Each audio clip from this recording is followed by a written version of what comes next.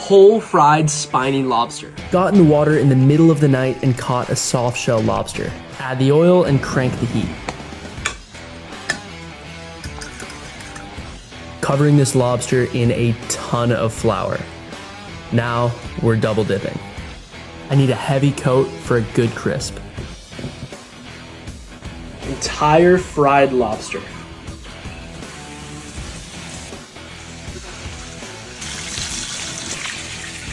Oh my God. Absolutely drown it in butter. Crisp looks unreal. That's amazing. I wonder if I can eat the actual tail. It's really good. Butter. This is some of the best lobster I've ever had.